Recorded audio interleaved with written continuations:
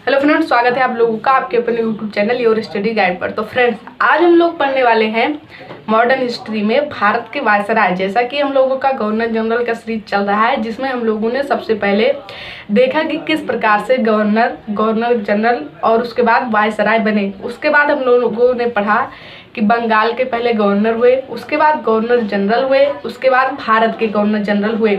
आज हम लोग पढ़ेंगे भारत के वायसराय। तो अगर आप लोगों ने पिछले वीडियोस को नहीं देखा है तो प्लेलिस्ट से जाकर उसे जरूर देख लें। तो हम लोगों ने पिछले वीडियो में पढ़ा था कि भारत के अंतिम गवर्नर जनरल कौन बने थे, तो लॉर्ड कैनिंग बने थे। और लॉर्ड कैनिंग के समय ही 1857 की क्रांति हुई है। तो ये क्वेश्चन पूछा जाए कि 1857 की क्रांति के समय भारत के गवर्नर जनरल कौन थे, तो कौन थे? Lord Canning. 1857 की क्रांति के बाद कंपनी का शासन समाप्त हो जाता है और जो शासन है वो सीधे ब्रिटिश क्राउन को सौंप दिया जाता है। तो जब से ब्रिटिश क्राउन सत्ता में आ जाती है, वहाँ से सिलसिला चालू होता है वायसराय का। वायसराय का मतलब होता है राजा का प्रतिनिधि। तो यदि क्वेश्चन पूछा जाए किस अधिनियम के तहत गवर्नर जनरल को वायसराय बना दिया गया, तो 1858 के अधिनियम के तहत। 1857 की क्रांति के बाद 1858 में एक अधिनियम आया जिसके तहत बंगाल के गवर्नर जनरल को भारत का वायसराय बना दिया गया। तो अब हम लोग पढ़ेंगे लॉर्ड कैनिंग को सबसे पहले। तो सबसे पहला क्वेश्चन कि भारत के अंतिम गवर्नर जनरल कौन थे, तो लॉर्ड कैनिंग थे। और भारत के प्रथम वायसराय कौन हुए, तो लॉर्ड कैनिंग हुए। लॉर्ड कैनिंग का शासनकाल 1856 से 1862।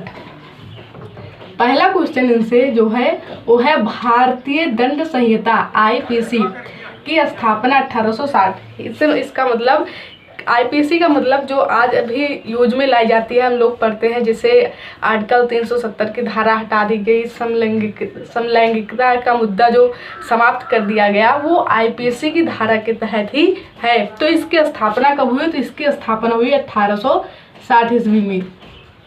भारतीय दंड संहिता आईपीसी की स्थापना 1860 ईस्वी में हुई लॉर्ड कैनिंग के समय। आप लोग क्वेश्चन बनाएंगे तो आप लोगों को बार बार क्वेश्चन मिलेगा कि आईपीसी भारतीय दंड संहिता की स्थापना कब हुई और किसके समय हुई। तो भारतीय दंड संहिता की स्थापना 1860 ईस्वी में हुई, वायसराय लॉर्ड कैनिंग के समय हुई। इसके तहत किसी भी अपराधी को या किसी भी अपराध को सजा दी जाती है। किसी भी अपराधी कोई अपराध करता है तो इसी धारा के तहत उसे सजा दी जाती है। दूसरा जो क्वेश्चन है विधवा पुनर्विवाह अधिनियम 1856। आप लोगों ने पढ़ा भी होगा कि ईश्वर चंद्र विद्यासागर जी द्वारा एक आंदोलन छेड़ा गया था, जिसका परिणाम ही है कि विधवा पुनर्विवाह अधिनियम 1856 ईस्वी में लॉर्ड कैनिंग के समय आया। तो विधवा पुनर्विवाह अधिनियम कब आया, तो विधवा पुनर्विवाह अधिनियम आया 1856 ईस्वी में। उसके बाद 1857 में कलकत्ता, बम्बई और मद्रास, ये तीनों प्रेसिडेंसी है जो कि हम लोगों ने पिछले वीडियोज के माध्यम से पढ़ा है। बम्बई, कलकत्ता और मद्रास में विश्वविद्यालय की स्थापना हुई।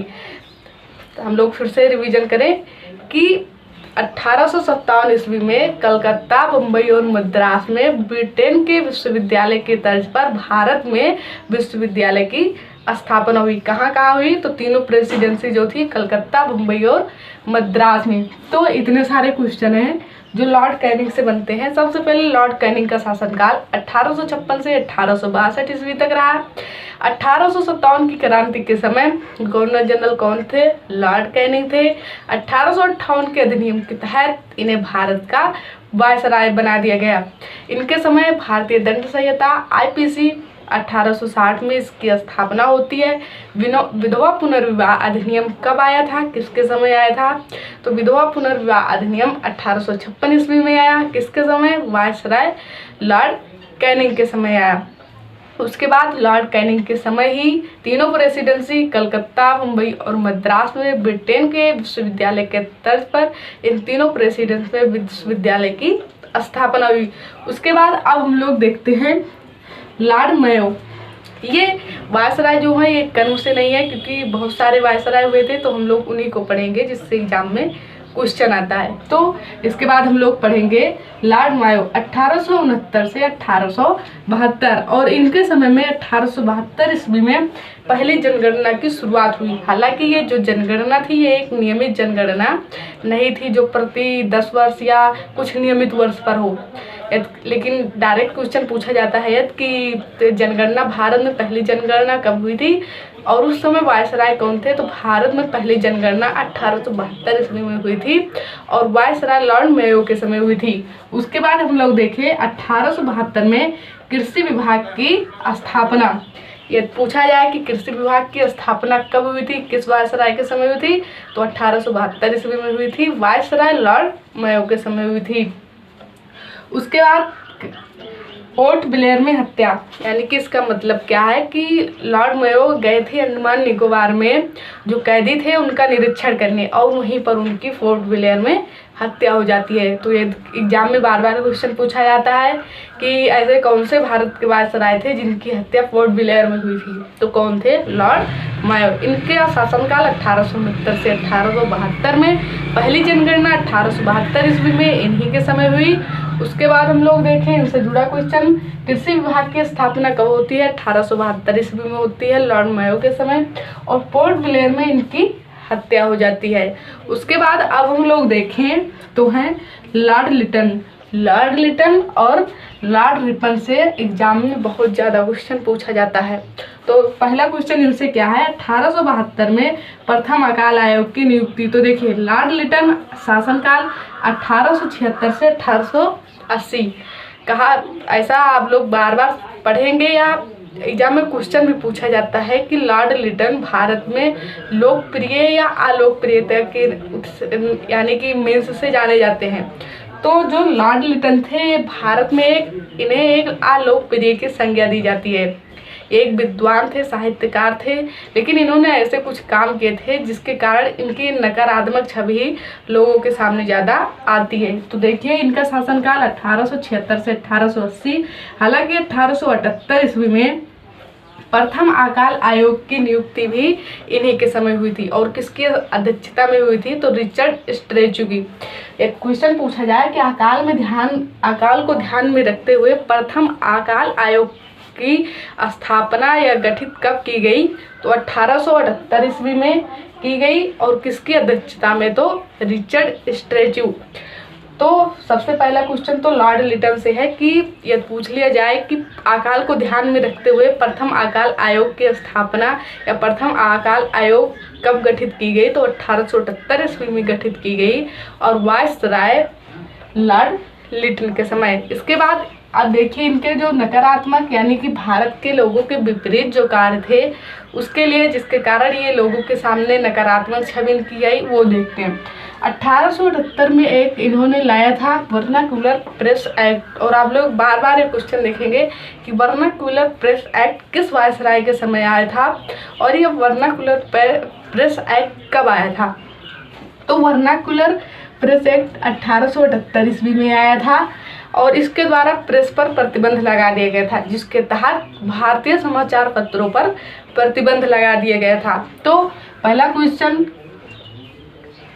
कि वर्नाकुलर प्रेस एक्ट कब आया था, तो वर्नाकुलर प्रेस एक्ट 1878 ईस्वी में आया था और इसके द्वारा भारतीय समाचार पत्रों पर प्रतिबंध लगा दिया गया था। और इसी समय 1878 ईस्वी में वायसराय लॉर्ड लिटन के समय ही भारतीय शस्त्र अधिनियम 1878, इसी समय 1878 ईस्वी में वायसराय लॉर्ड लिटन के समय ही भारतीय शस्त्र अधिनियम आया था, जिसके द्वारा बिना लाइसेंस के किसी भी भारतीय के पास यदि हथियार पाया जाता तो उसे अपराध माना जाता और उसे जुर्माना भी देना पड़ता तथा उसे सजा भी होती। तो ये दो आप लोग देखेंगे ऐसे कार्य थे जो भारतीयों के विपरीत थे, जिसके कारण लिटन की छवि जो है वो नकारात्मक रूप में ही लोगों के सामने आई। उसके बाद हम लोग देखें तो साहित्य जगत में, चूँकि यह एक साहित्यकार था और एक विद्वान व्यक्ति था, इसका साहित्य में बहुत रुचि थी, जिसके कारण साहित्य जगत में उसे ओवन मेरिडिथ से प्रसिद्ध भी है, यानी कि कहा जाए तो इसे उपाधि मिली थी। तो लॉर्ड लिटन से जुड़ा क्वेश्चन 1878 ईस्वी में यहाँ देखिए 1878 ईस्वी में प्रथम अकाल आयोग की स्थापना इसी के समय हुई। वर्नाक्युलर प्रेस एक्ट 1878 ईस्वी में लॉर्ड लेटन के समय आया और 1878 ईस्वी में ही भारतीय शस्त्र अधिनियम आया। और इसने एक कार्य किया था जो हम लोगों ने सिविल सेवा पढ़ा था पिछले वीडियोज के माध्यम से, कि भारत में सिविल सेवा की परीक्षा की शुरुआत कैसे हुई, उसी के संबंध में जो उसकी आयु थी सिविल सेवा में परीक्षा देने की, वह 21 वर्ष से घटाकर 18 वर्ष कर दी गई। तो लॉर्ड लिटन ने सिविल सेवा में परीक्षा में चयन की आयु 21 वर्ष से घटाकर 19 वर्ष कर दी थी, जिसके कारण वो चाहता था कि भारतीयों का चयन सिविल सेवा में ना हो। हालांकि बाद में यह आयु पुनः बढ़ा दी गई, 19 वर्ष से 21 वर्ष कर दी गई थी।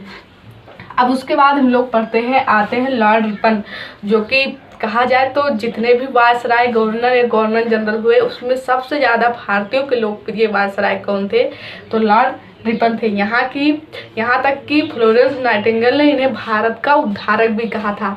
तो चलिए देखते हैं ऐसे कौन से कार्य रिपन ने किए जिसके कारण ये भारत के सबसे लोकप्रिय वायसराय मानी गई। तो सबसे पहले देखते हैं इनका शासन रहा 1880 से 1884।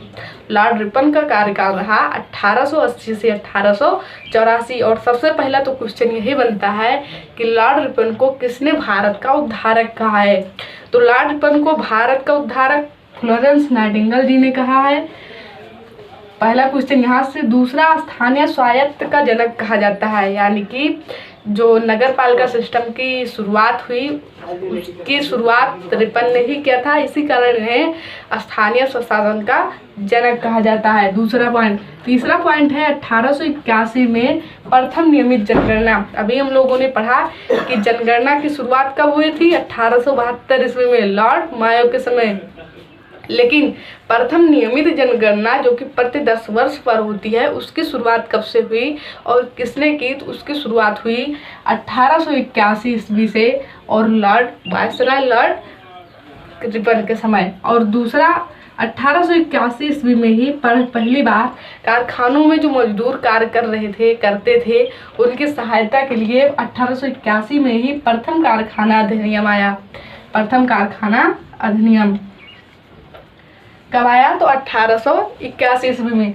उसके बाद 1872 ईस्वी में कमीशन का गठन किया गया जिसे हंटर कमीशन कहा गया, और इसके द्वारा प्राथमिक शिक्षा को बढ़ावा देना या सुधार देना या उसके बारे में लोगों को बताना, इसकी शुरुआत कब हुई, तो 1882 ईस्वी में। हंटर कमीशन का कार्य क्या था, तो प्राथमिक शिक्षा के बारे में विचार व्यक्त करना, जो कि हम लोगों ने पढ़ा था पिछले वीडियोज के माध्यम से कि किस तरह वर्ल्ड बुक डिस्पैच आया था जो विश्वविद्यालय में शिक्षा के सुधार के लिए आया था।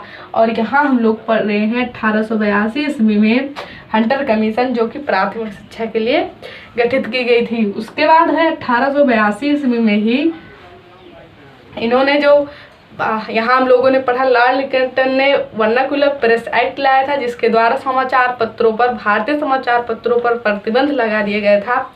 वहीं 1882 ईस्वी में लॉर्ड लिटन ने वर्नाक्युलर प्रेस एक्ट समाप्त कर दिया। तो ये इन्होंने जितने भी लगभग कार्य किए वो भारतीयों के भलाई के लिए किए, इसीलिए फ्लोरेंस नाइटिंगेल जी ने इन्हें भारत का उद्धारक कहा है। उसके बाद हम लोग देखेंगे इल्बर्ट बिल विवाद 1884 के कारण त्याग पत्र। इनके समय ही एक इल्बर्ट बिल आया था, और यह बिल क्या था, तो जो भारत में न्यायपालिका थी और भारत की न्यायपालिका में जो ब्रिटिश न्यायाधीश होते थे और भारतीय न्यायाधीश होते थे, भारतीय न्यायाधीशों को ब्रिटिश न्यायाधीश को समान अधिकार मिले, इसी कारण यह बिल आया था। होता क्या था कि कभी कभी जब ब्रिटिशों के ऊपर कोई मुकदमा होता था तो यदि वे न्यायालय में जाते थे तो उनकी सुनवाई सिर्फ ब्रिटिश न्यायाधीश करते थे। लॉर्ड रिपन जो थे वो इस नीति को बदलना चाहते थे। वो चाहते थे कि यदि ब्रिटिश पर कोई मुकदमा है तो भारतीय न्यायाधीश भी उसकी सुनवाई करें। ब्रिटेन में इसका बहुत विरोध हुआ और इसे श्वेत विद्रोह की भी संज्ञा दी गई। इसी कारण लॉर्ड रिपन ने इस इल्बर्ट बिल के विवाद के कारण 1884 ईस्वी में उन्होंने अपने पद से त्याग पत्र दे दिया। तो इल्बर्ट बिल विवाद क्या था, भारतीय न्यायाधीशों के ब्रिटिश न्यायाधीशों के समान अधिकार देना। तो लॉर्ड रिपन के ऐसे कुछ कार्य है जो भारतीयों के पक्ष में थे, जिसके कारण ये भारत के लोकप्रिय वायसराय कहलाए। उसके बाद हम लोग देखें तो आते हैं लॉर्ड कर्जन, जहां हम लोगों ने पढ़ा कि भारत के सबसे, यदि कहा जाए कि भारतीयों के सबसे लोकप्रिय वायसराय कौन थे तो लॉर्ड रिपन। लेकिन ये पूछा जाए कि भारतीयों के सबसे अलोकप्रिय या सबसे कम प्रिय वायसराय कौन हुए, वायसराय गवर्नर जनरल, और गवर्नर में सबसे अलोकप्रिय कौन हुए तो लॉर्ड कर्जन हुए। ये एक अलोकप्रिय गवर्नर जनरल या वायसराय थे। इनके समय क्या हुआ था, इनके समय बंगाल का प्रथम विभाजन हुआ 1905 ईस्वी में। और बंगाल का प्रथम विभाजन हुआ तो आप लोगों को पता होना चाहिए कि बंगाल 2 भागों में बंट गया था। हालांकि ब्रिटिशर्स कहते थे कि हम बंगाल का विभाजन इसलिए कर रहे हैं कि प्रशासनिक सुविधा हो, लेकिन मुख्य रूप से उसके पीछे मुख्य उद्देश्य था कि भारत में जो राष्ट्रीय आंदोलन हो रहे थे, जो कि सबसे ज़्यादा तेज बंगाल क्षेत्र में थे, उसको कमज़ोर करना। तो सबसे पहले तो इनसे पहला क्वेश्चन है 1905 ईस्वी में बंगाल का प्रथम विभाजन हुआ किसके समय, लॉर्ड कर्जन के समय। उसके बाद 1905 ईस्वी में बंगाल का प्रथम विभाजन हुआ और 1904 ईस्वी में भारतीय विश्वविद्यालय अधिनियम को पारित किया गया। तो लॉर्ड कर्जन से जुड़े 2-3 क्वेश्चन हैं जो कि एग्जाम में बहुत पूछे जाते हैं। सबसे अलोकप्रिय वायसराय लॉर्ड कर्जन। बंगाल का प्रथम विभाजन कब हुआ, 1905 ईस्वी में हुआ, लॉर्ड कर्जन के समय हुआ। और भारतीय विश्वविद्यालय अधिनियम कब पारित किया गया तो 1904 ईस्वी में किया गया। जो कि आप लोग देखेंगे कि ये क्वेश्चन बहुत बार पूछा जा चुका है कि भारतीय विश्वविद्यालय अधिनियम कब पारित किया गया तो 1904 ईस्वी में। हालांकि 1902 ईस्वी में इसके लिए एक कमीशन की गठन की गई थी, जिसके सिफारिश पर ये जो नियम है भारतीय विश्वविद्यालय अधिनियम पारित किया गया, इसकी सिफारिश पर ही की गई थी, जो कि 1902 ईस्वी में इसके लिए गठित की गई थी। तो आज हम लोग इतना ही वायसराय यानी कि 5 वायसराय को पढ़ते हैं, और इससे आगे जो कुछ महत्वपूर्ण वायसराय रह गए हैं जिससे एग्जाम में क्वेश्चन बनता है, उसको हम लोग नेक्स्ट वीडियो में पढ़ेंगे। तो आई होप वीडियो आप लोगों को पसंद आया होगा। यदि वीडियो पसंद आया तो प्लीज़ इसे लाइक, सब्सक्राइब और ज़्यादा से ज़्यादा शेयर करें। Thank you for watching this video.